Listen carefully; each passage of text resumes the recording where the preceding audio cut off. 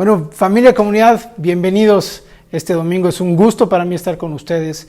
Siempre es un privilegio poder estar delante de una iglesia y poder compartir un mensaje. El día de hoy traemos un mensaje que es todavía parte de esta serie de Mente Maestra. Y el día de hoy quiero presentarles un título que de entrada va a ser un poquito complicado. Va a ser un poco complicado y va a ser un tanto confrontante. El título se llama ¿Y si estoy equivocado?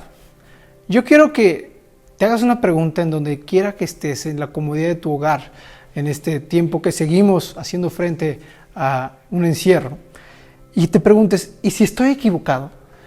Pero muchas veces estas preguntas de si estoy equivocado están relacionados a un follow-up, a un seguimiento. Y si estoy equivocado, pero con respecto a qué, porque evidentemente nuestro ego nos va a llevar a un punto en el cual tendríamos que cuestionar si estoy equivocado sobre un punto específico, porque no sería del todo bueno que estemos equivocados en todo. Yo les quiero comentar, hace pues ya casi 18 años tuve el privilegio de conocer de las Escrituras.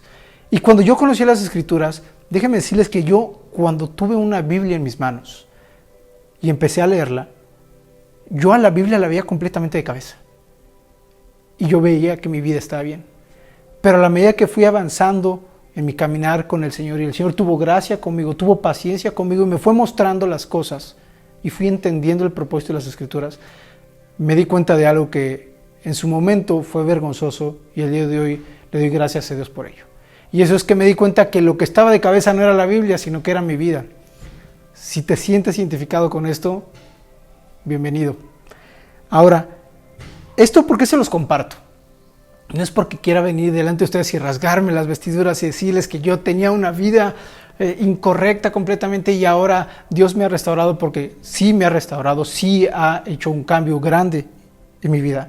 Pero sobre todas las cosas porque yo creía estar seguro de lo que estaba viviendo y yo creía que era correcto lo que estaba haciendo y creía que muchas cosas de las que estaban alrededor mío no eran del todo correctas. Y esto me hace recordar que la semana pasada Pablo nos hablaba de su pasión y gusto por Pablo.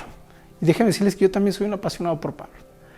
Y Pablo tenía un punto en el cual yo me identifico con él. Pablo creía que lo que él estaba haciendo era completamente correcto. Pablo creía que él estaba bien.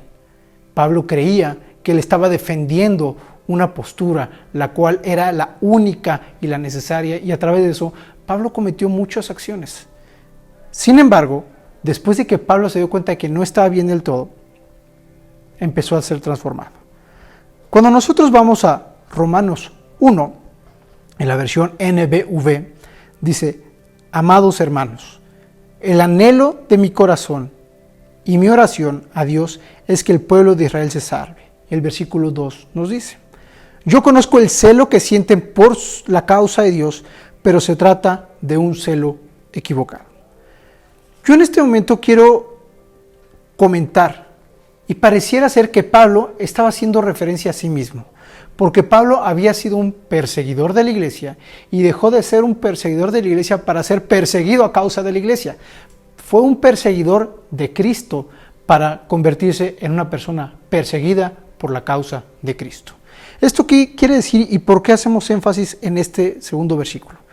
Yo conozco el celo que sienten por la causa de Dios, pero se trata de un celo equivocado. El simple hecho de que él conociera esa causa por la cual eran tan celosos implica que él había estado ahí, implica que lo había vivido, él lo había sentido, él había sentido esa pasión celosa para resguardar un mensaje, pero ese mensaje no era el correcto.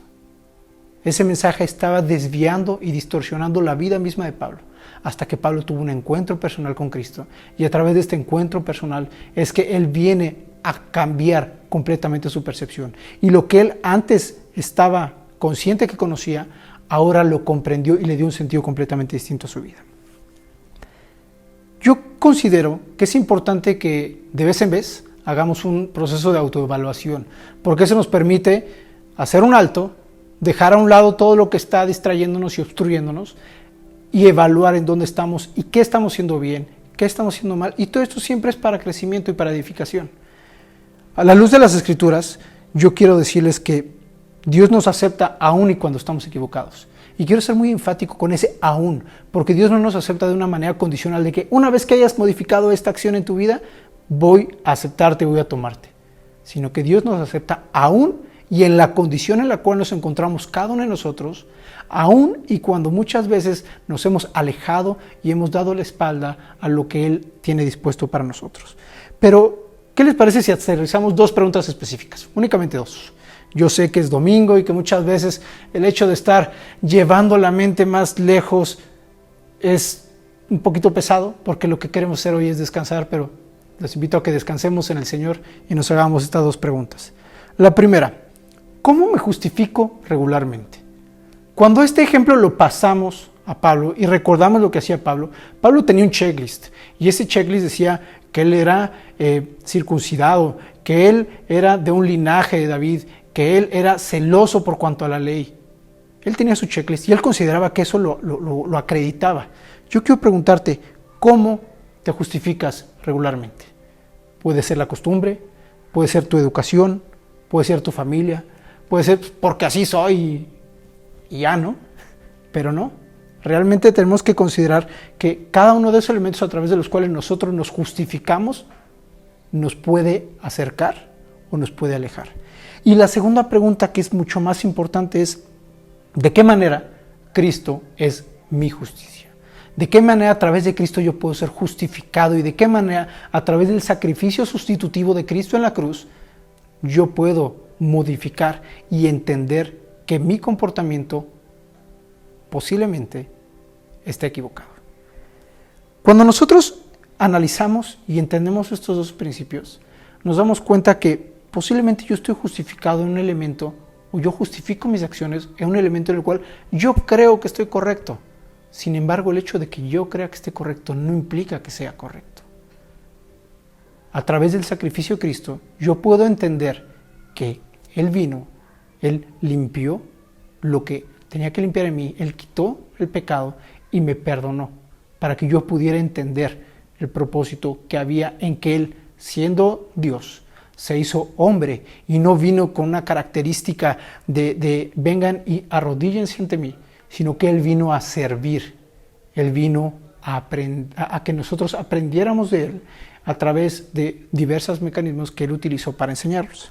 Ahora, podemos pensar lo siguiente: creer implica aceptar que estoy equivocado. ¿De qué manera vamos a aterrizar esto? Una vez que yo entiendo que Cristo puede ser mi justicia, yo puedo entender de una mejor manera que para que esto pase, yo necesito creer.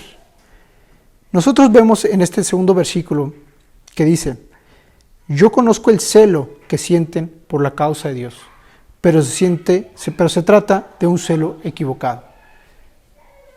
El celo que había para las personas implicaba que ellos consideraban que estaban en lo correcto. Pero a través de analizar los actos, acciones y pensamientos, se dieron cuenta que no eran del todo correctos. Y vemos el ejemplo claro de Pablo, el cual, como lo decía hace rato, pasó de ser un perseguidor de Cristo a ser un perseguido a causa de Cristo. Ahora, podemos seguir avanzando y podemos ver en el versículo 3 que dice: como no conocen la manera en que Dios nos declara justos, tratan de hacerse justos a su propia manera y así terminan rechazando la manera en que Dios quiere aceptarlos. Como no conocen la manera en que Dios nos declara justos. Yo quiero preguntar, ¿acaso es posible que yo sea justo a través de la manera en la cual yo quiero ser justo? Vamos a cambiar un poco la pregunta. ¿Acaso yo puedo aportar algo para cambiar la situación que llevo mucho tiempo haciendo de una manera y que me ha traído resultados no positivos? No los resultados que yo esperaba. Sin embargo, cuando nosotros vemos que muchas veces nosotros mismos tratamos de hacernos justos a nuestra propia manera, implica que estamos arrastrando un vicio que no nos ha permitido avanzar ni entender el panorama completo de lo que estamos viviendo. El versículo 4 nos dice: a todo el que cree, Dios le declara justo, pues en Cristo la ley llegó a su cumplimiento. Fíjense qué tema tan maravilloso poder entender que Cristo no nos está pidiendo aquí que para transformarnos debemos cumplir una serie de requisitos como Pablo los tenía considerados.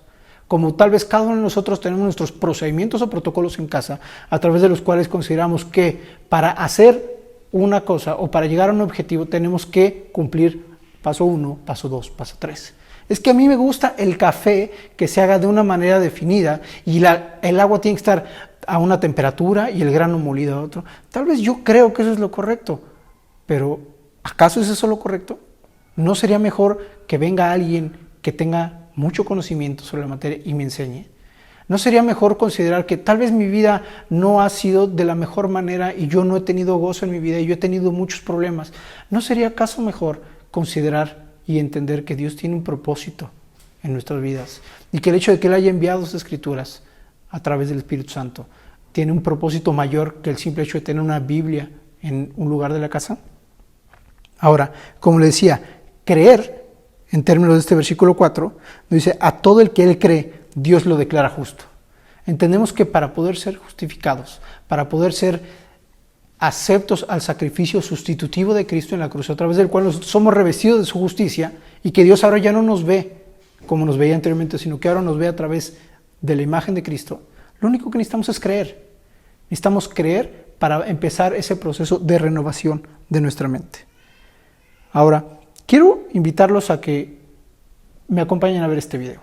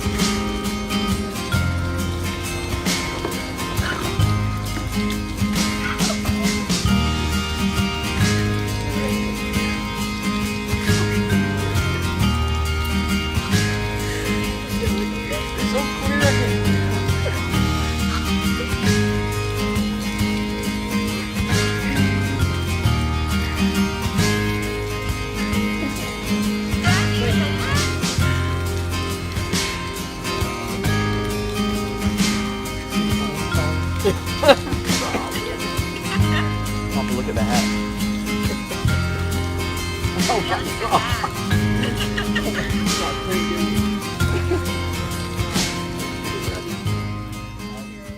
Bueno, como pueden ver en este video, tenemos varios elementos. Tenemos a una persona que ya tiene una edad adulta, y regularmente una persona de edad adulta es una persona a quien se le tiene que otorgar respeto, porque ha vivido, ha experimentado y ha generado una percepción de las cosas que él puede trasladarle a los demás, y como consecuencia nosotros podemos aprender. Bien dicen las Escrituras que debemos de honrar a nuestro padre y nuestra madre. Debemos de entender el consejo que viene de los ancianos. Y en este caso vimos a una persona que tenía un problema de daltonismo. Esta persona no podía ver de la manera en que debía ver. Y a través de este regalo que le fue dado, pudo ver las cosas de una manera como realmente fueron diseñadas. Él no podía percibir los colores, pero a través de los lentes que le dieron, pudo entender qué era un color, cómo se veía un color y la maravillosa experiencia de poder ver la creación del Señor. ¿Por qué expongo esto? ¿Y por qué este ejemplo tan maravilloso? Podemos entender que eso que vivió el Señor es exactamente lo mismo que vivió Pablo. Y es exactamente lo mismo que les comentaba que yo viví y que posiblemente ustedes en casa hayan vivido. Y eso implica que teníamos una percepción de las cosas, la cual considerábamos que era correcta, pero a través de ponernos los lentes del Evangelio, es que ahora podemos ver las cosas de la manera real en la cual son. Pensar diferente y ver diferente no implica que estés equivocado, pero regresemos al punto. El hecho de que muchas veces nos debemos hacer la pregunta, ¿y si estoy equivocado? ¿Y si yo todo lo que he creído y todo lo que he hecho no es precisamente lo correcto? Y esto nos debe de llevar a un punto en el cual debemos de considerar que Dios, a través del Evangelio, nos permite conocerlo y nos permite entender el propósito de las Escrituras. Y estas Escrituras están centradas en que podamos entender el propósito de Dios en nuestras vidas y podamos transformar nuestra visión y percepción de las cosas. Todo esto no únicamente para beneficio nuestro, porque sí nos va a dar un beneficio, pero todo esto para la gloria de Dios. Ahora, el versículo 17 nos dice: así que la fe nace cuando se presta atención a las buenas noticias acerca de Cristo. Es bien importante que nosotros consideremos que esa fe viene por el oír. Y esa fe viene por el oír no cualquier cosa, sino las buenas noticias de Cristo. Y esas buenas noticias es que Él está aquí, presente con nosotros a través de las Escrituras, a través del Espíritu Santo. Y Él pagó con su sangre el lugar que nosotros debíamos haber estado. Entonces, de nuevo cuenta, y si estoy equivocado, pues déjame decirte que la probabilidad de que todos nosotros estemos equivocados en algún punto es alta. Pero gracias a Dios, porque a través de su amor y su gracia, eso a nosotros no nos excluye, sino que nos incluye dentro de esa familia a la cual Dios nos invita a que pertenezcamos. Ahora, quiero invitarte en casa a que tomes un pequeño momento. Tomes un pequeño momento para reflexionar y considerar que si hay algo en lo cual has estado actuando, has estado pensando, has dedicado mucho tiempo en defender, podemos al día de hoy encontrar muchos ejemplos. Tenemos una pandemia, lo cual es completamente nuevo, es algo que jamás habíamos visto, a excepción de las películas.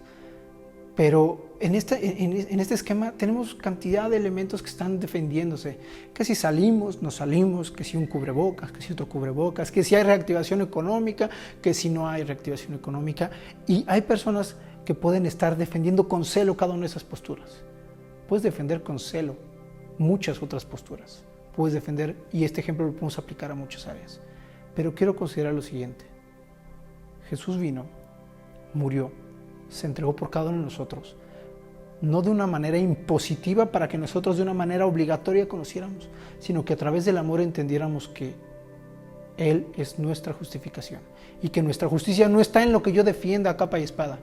Nuestra justicia está en lo que Él ya pagó y como consecuencia nos liberó de lo que estábamos viviendo.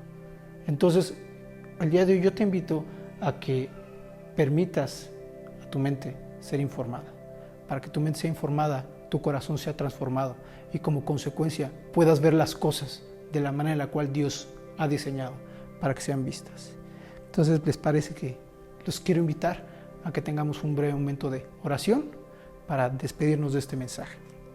Señor, en esta mañana queremos darte gracias porque tú nos permites conocerte, tú nos permites saber que estás presente para cada uno de nosotros, que tú enviaste a Cristo para el perdón de nosotros, para nuestra justificación y para que dejemos de estar desgastándonos de una manera innecesaria en defender cosas que no nos van a edificar, Señor.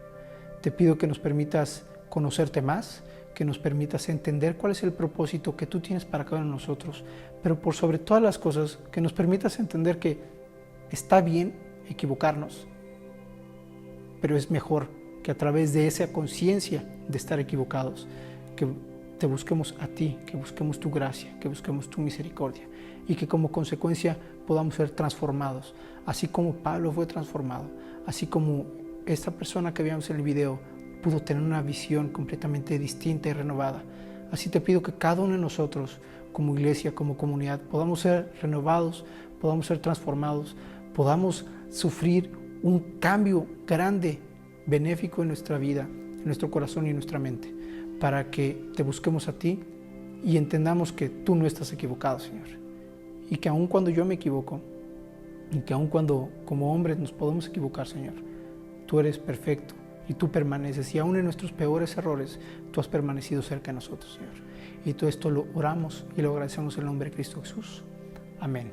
Ahora, familia, quiero invitarlos, adicionalmente a esto, a que podamos hacer un esfuerzo. Y este esfuerzo está relacionado a no considerar que la verdad absoluta la tengo yo. Y quiero compartirles un breve versículo, Judas 24, que dice: y aquel que es poderoso para guardaros sin caída y presentaros sin mancha delante de su gloria con gran alegría, al único y sabio Dios nuestro Salvador, sea gloria y majestad, imperio y potencia, ahora y por todos los siglos. Amén. Que Dios los bendiga y que tengan una excelente semana. Nos vemos pronto.